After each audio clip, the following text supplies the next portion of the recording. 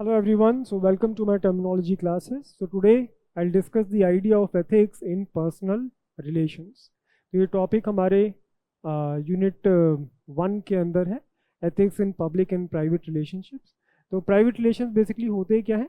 These relations largely involve relations with family and friends. और इन relations के कुछ particular characteristics होते हैं, जैसे these relations are highly informal in nature.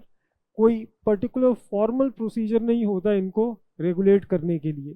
जैसे एक जज और एक आईएएस ऑफिसर के बीच में क्या रिलेशन है ये कॉन्स्टिट्यूशन तय करती है, बट एक बाप और एक बेटे का क्या रिलेशन है इसका कोई फॉर्मल प्रोसीजर नहीं है, ये वो लोग आपस में ही तय करेंगे।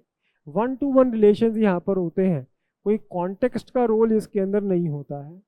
ऑलराइट, और इन रिलेशंस के अंदर इमोशनल बॉन्ड ज़्यादा इंपॉर्टेंट रोल प्ले करता है और expression of true personality is there.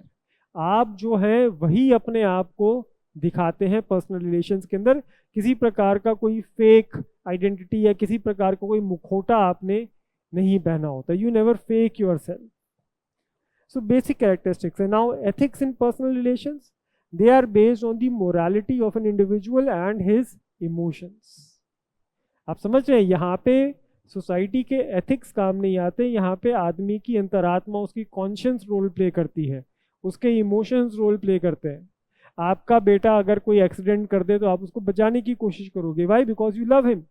But यही काम आपके पड़ोसी का बेटा कर दे, वो कोई एक्सीडेंट कर दे तो आप कहोगे इसको जेल भेजना चाहिए।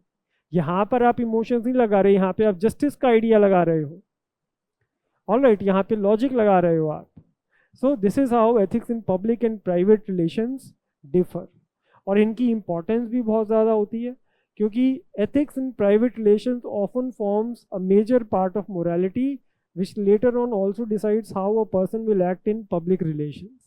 जैसे एक बच्चा है, उसके घर पे जेंडर डिस्क्रिमिनेशन होती है, उसको लगता है वुमेन आर इन्फीरियर, तो उसका मॉरल सिस्टम उससे बन गया और इसी बेसिस पे कल को वो उस ऑर्गेनाइजेशन में काम करेगा जिसमें लेट्स से एक वुमन उसकी बॉस है, तो this person will never accept her authority, कभी उसकी अथॉरिटी को एक्सेप्ट नहीं करेगा। He will always try to form vertical relations.